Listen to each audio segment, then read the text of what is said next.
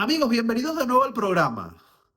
El panorama para Nicolás Maduro ha cambiado de forma radical después de la victoria de Donald Trump en noviembre pasado. Después de la derrota del 28 de julio, los enemigos de Nicolás Maduro, las potencias internacionales que buscan una transición y una democracia en Venezuela, hablaban entonces de un diálogo, de un proceso político que diera lugar a una transición, que diera lugar a una alternancia en el poder. Hoy la situación es completamente distinta después de que Nicolás Maduro se negara a negociar, se negara a abrir un proceso para salir del poder.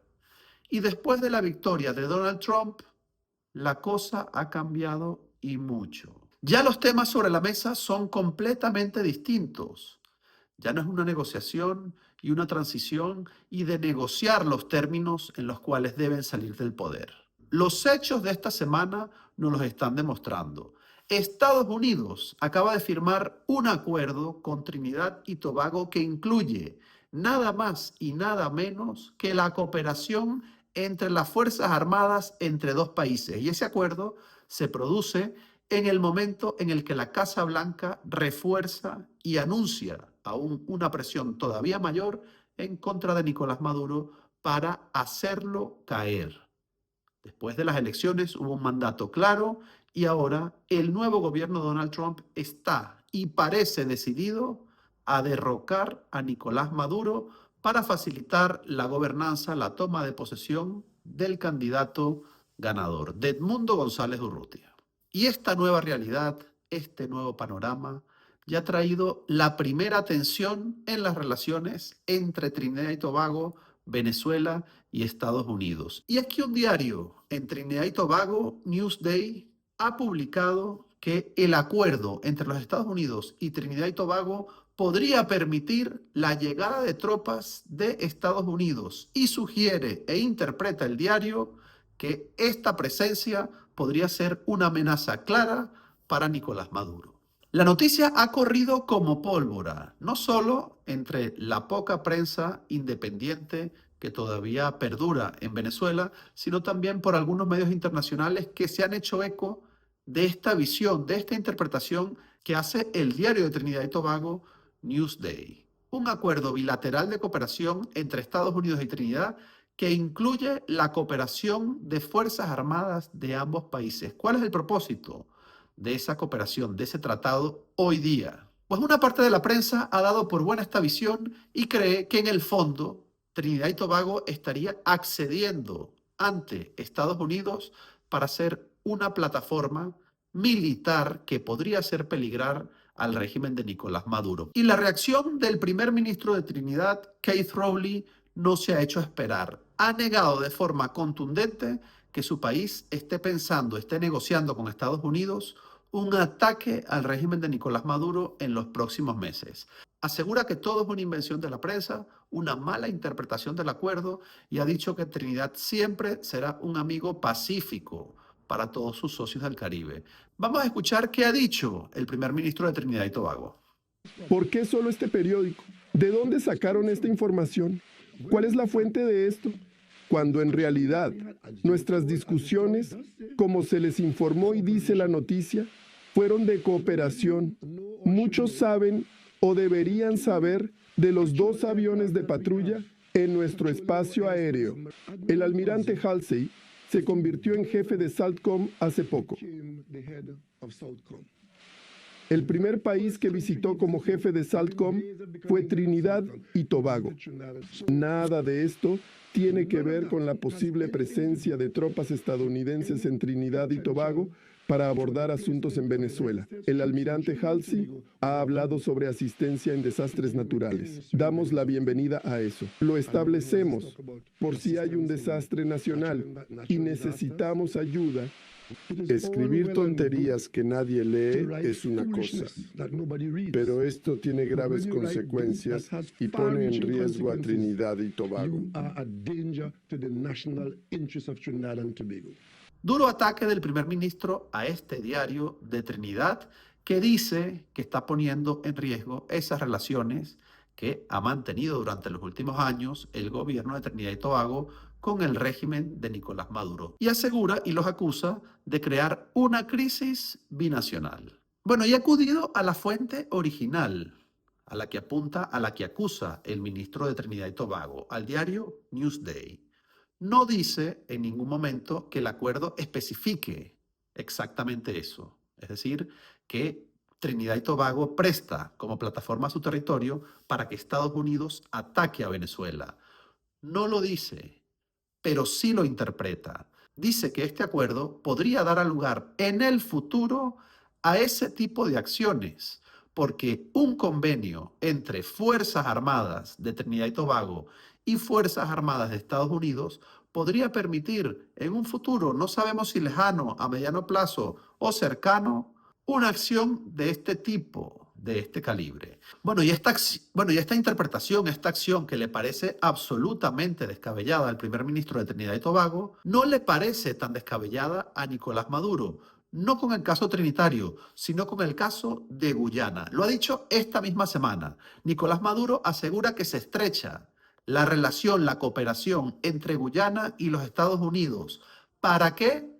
Para un ataque en contra del régimen, para un ataque en contra de él mismo, de ese dictador que se está aferrando al poder a pesar de haber perdido de forma evidente y estrepitosa las elecciones. Acusa Nicolás Maduro a Estados Unidos de tener centros de la CIA y también bases militares encubiertas. Vamos a escuchar lo que dijo esta misma semana Nicolás Maduro sobre la presencia de Estados Unidos en el país fronterizo. ¿Qué significa Guyana para nosotros?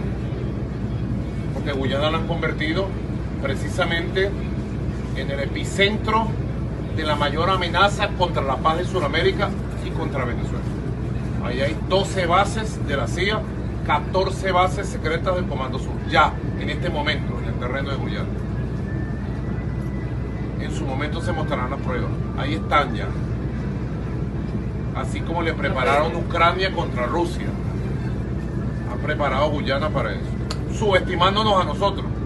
No saben lo que somos capaces de hacer. Lo denuncia el propio Maduro en el caso de Guyana y lo insinúa, lo interpreta la prensa en Trinidad y Tobago. Está claro que aumenta la presión y el miedo en el entorno del régimen que se sabe no tiene ningún tipo de legitimidad y que cree que hay posibilidades de que el nuevo gobierno de Donald Trump aplique algún tipo de medida por la fuerza para sacarlo del poder. Por supuesto, Estados Unidos para ello no podrá contar con el apoyo de Colombia, donde gobierna Gustavo Petro, o de Lula en Brasil.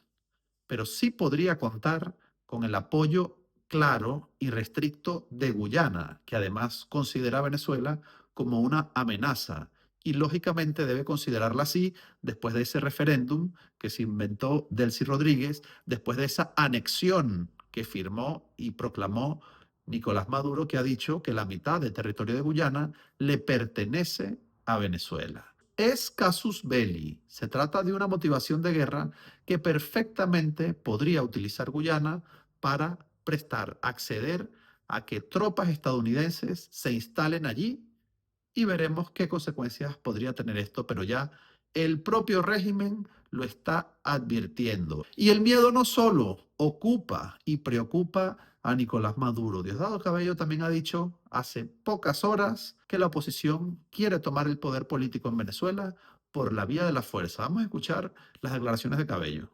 Venezuela está bajo asedio.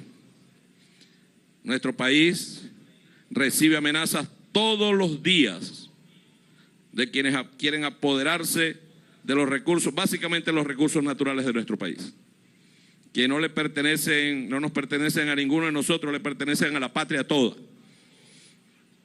Y el solo despliegue para garantizar que nuestro país siga siendo libre, soberano e independiente es suficiente razón para seguir avanzando. Los enemigos de afuera y los enemigos de adentro, que llaman a la violencia, que llaman y han cometido actos terroristas contra su propio pueblo, contra su propio país. Esto tiene que ver con darles respuestas inmediatas. Esto tiene que ver con darle una respuesta contundente a aquellos que quieran buscar la violencia como vía de tomar el poder político. Descaro mayúsculo, el de Diosdado Cabello, que acusa a la oposición de intentar llegar al poder por la fuerza, y lo denuncia y lo dice públicamente un militar que se alzó en contra de un gobierno legítimamente electo. Lo dice un militar que se alzó en armas contra un gobierno democrático y que ha utilizado la fuerza, la represión, la tortura y los asesinatos para permanecer en el poder. Llegaron a la palestra política con la sangre, con las balas, con la fuerza. Y ahora denuncian que los quieren sacar de la misma forma. Como es habitual, desde el chavismo se denuncia todo aquello que ellos mismos hacen, todo aquello que ellos mismos pregonan. Y mientras expanden y difunden estos temores, el miedo también se expresa en la escalada represiva de secuestros y detenciones que está realizando el chavismo en contra de ciudadanos extranjeros. Los dos últimos, un gendarme y un empleado de la embajada en Caracas. Máxima tensión entre ambos países y cuidado, porque ya la vicepresidenta argentina, Patricia Bullrich, lanzó una advertencia a Nicolás Maduro. Cuidado con tocar la embajada argentina en Venezuela, cuidado con tocar a su personal. Ya pasado esa línea roja, Nicolás Maduro, tendremos que ver cuál es la respuesta desde Buenos Aires. Y este hecho, el de las detenciones arbitrarias completamente infundadas de ciudadanos extranjeros, hace saltar las alarmas. Y aquí la esposa del gendarme argentino declaraba ante la televisión de ese país qué ha pasado con su marido y cómo sucedió todo. Lo retienen, le quitan el teléfono celular, se lo revisan arbitrariamente y yo obviamente tengo que decirlo porque yo soy venezolana, yo soy doliente de esta pesadilla que vivimos nosotros acá en Venezuela. María, tengo que interrumpirte y hacerte la pregunta que hoy todo el mundo al otro lado de esta pantalla se está haciendo. ¿Por qué viajar a Venezuela sabiendo la situación como está?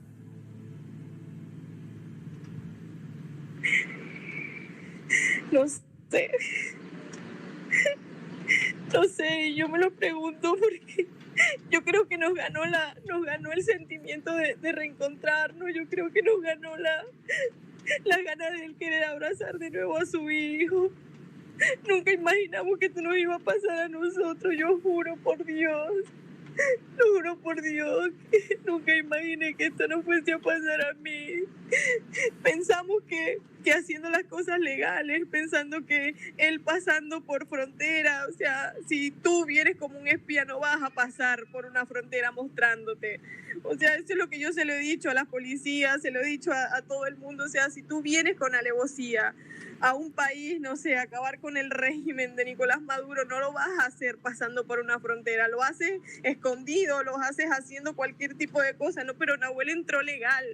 Nahuel está legalmente, migratoriamente está legal acá en Venezuela. Lamentable y triste historia la que está sufriendo esta familia, pero no se trata, aquí habría que acotar, y es importante hacerlo, de que el chavismo piense o sospeche que este joven realmente es un espía que entró a Venezuela para desestabilizar el régimen de Nicolás Maduro. Eso poco importa. Y muy probablemente el régimen sabe que no se trata de un espía, que no se trata de un peligro para Nicolás Maduro ni para su régimen. Simplemente están engordando la lista de rehenes. Algo que siempre han hecho y les ha salido bien en muchas ocasiones para negociar, porque ya son una veintena de ciudadanos extranjeros que están secuestrados, retenidos de forma irregular, sin ningún tipo de garantías. Turistas europeos, 8 ciudadanos americanos, 2 ciudadanos argentinos.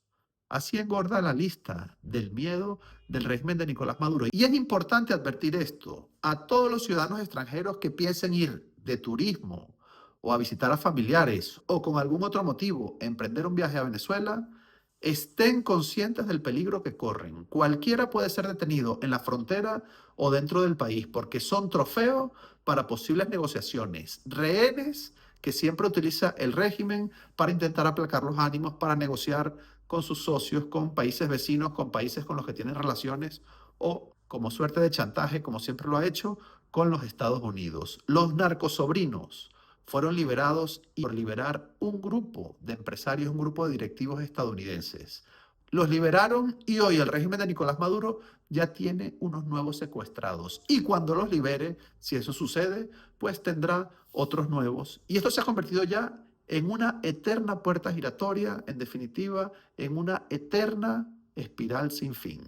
Bueno, y este sábado también el equipo cercano de María Corina Machado, esos hombres y mujeres que permitieron la victoria electoral el 28 de julio, han hecho un llamado desde donde se encuentran cercados y perseguidos por el régimen de Nicolás Maduro. Se encuentran, como saben, en la Embajada de Argentina y han hecho un llamado casi de auxilio, de SOS, al gobierno de Javier Milei. Aseguran que el régimen ya está utilizando como madriguera de esos grupos armados, como madriguera de terror, las casas alrededor de la embajada. Son 9 meses de asedio y ya muchos días sin agua y sin luz. Sufren también el terror psicológico, amenazan con entrar cada día a la embajada y ya casi suplican una solución, una ayuda que venga por parte de la comunidad internacional. Se han dirigido al país, han alzado la voz y esto es lo que han contado. Estamos viviendo en tiempo real un asedio que no tiene precedentes de nosotros estando acá y probablemente en ningún otro momento de la lucha política, al menos de estas décadas en Venezuela. Y esto obliga a afrontar esto con una enorme urgencia. Nosotros ya vamos a cumplir 3 semanas sin servicio eléctrico. No podemos ni salir a buscar agua, ni salir a buscar una medicina, ni salir a buscar, obviamente, luz en alguna parte. Ha sido muy desgastante, sobre todo en las madrugadas y sobre todo cuando se les ocurre presentarse armados en camionetas, encapuchados, con armas, haciendo ruido y bulla, como en una sensación de que van a entrar. Esto es obviamente un acoso psicológico y que nosotros estamos lidiando con eso y nos hemos organizado como un equipo absolutamente sólido en atender obviamente no solamente las guardias, los racionamientos y todo lo que involucra estar en una situación de escasez como la que estamos viviendo. Ahora con el asedio, con la prohibición de ingreso de familiares desde hace meses, no vemos a nuestras familias. Aquí no entra nadie sin la autorización de las policías del régimen de Nicolás Maduro. Ahora ni siquiera los trabajadores de mantenimiento de esta edificación. Todo esto está por nuestra cuenta. Pero lo más grave es el asedio por parte de agentes de seguridad, no solamente las alcabalas y la presencia que la gente puede percibir, sino que ahora han convertido al vecindario en madrigueras de centros de espionaje y de francotiradores. Hemos podido observar a agentes de seguridad con los rostros cubiertos con pasamontañas, con trajes camuflados, con fusiles de asalto, que hemos podido después, mediante fotografías, determinar que son fusiles Kalashnikov, probablemente AK-45 con mira telescópica. Y otro importante tema de la semana, uno de los altos asesores de la Corte Penal Internacional, cargo de máxima confianza de Karim Khan, Claudio Grossman, ha renunciado a ese cargo, ha renunciado a ese puesto. ¿Y cuál ha sido el motivo? Pues dice que no va a seguir allí, no va a seguir en el cargo, no va a seguir como asesor de Karim Khan, porque considera que ya la Corte Penal Internacional debió haber actuado en contra de Nicolás Maduro. Y no lo ha hecho, y en protesta ha decidido renunciar. Un duro golpe en contra de Karim Khan, que recibe una nueva presión ante la opinión pública. Uno de sus actuales asesores se niega a seguir colaborando con él porque cree que Nicolás Maduro ya tendría que tener hoy día una orden de detención por toda la carga probatoria, por todos los testimonios que han podido recoger desde la Corte Penal Internacional.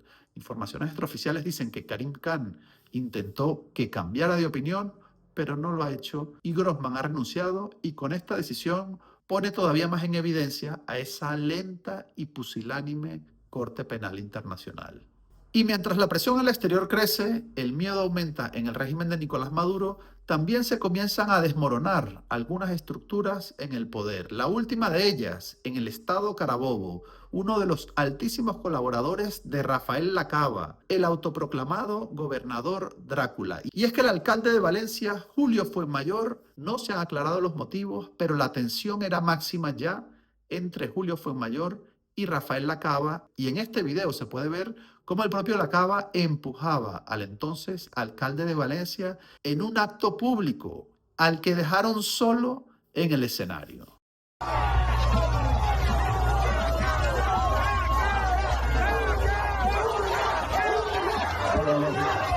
Y con nosotros, el alcalde de Valencia, Julio Fuenmayor.